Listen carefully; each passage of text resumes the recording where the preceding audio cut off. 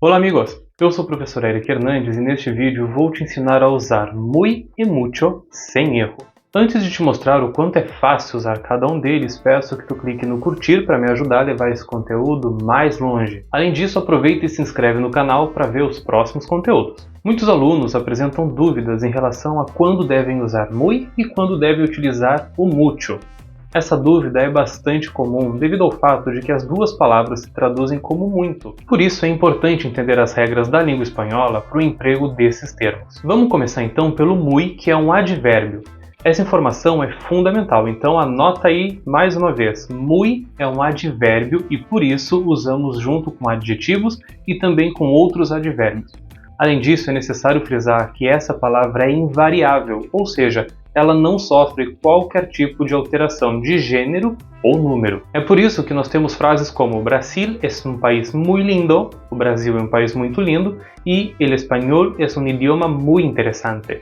O espanhol é um idioma muito interessante. Nesses casos, temos o muy sendo utilizado para intensificar os adjetivos lindo e interessante. Podemos encontrar também frases como Uruguai está muy cerca de Brasil, o Uruguai está muito perto do Brasil, e mis alumnos hablan español muy bien.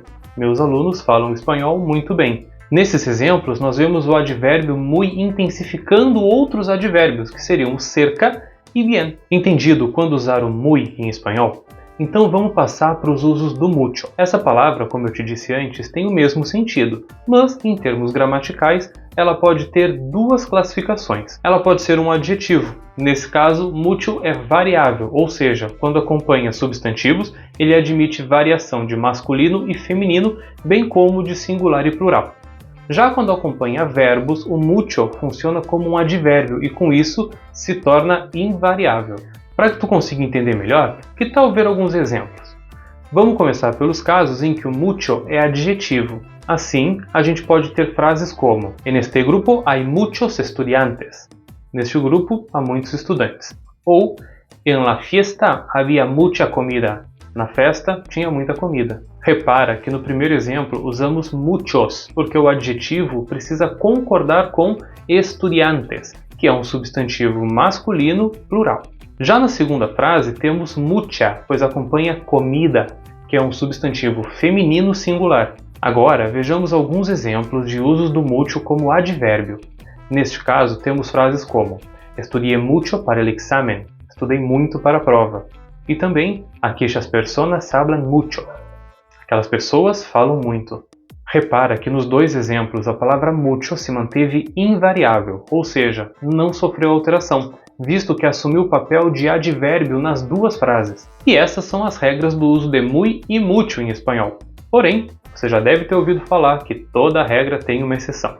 Por isso, antes de terminar essa aula, eu tenho que te mostrar alguns casos especiais do uso de muy e mucho. Existem algumas palavras que exigem o uso do mucho, independentemente de serem advérbios ou adjetivos.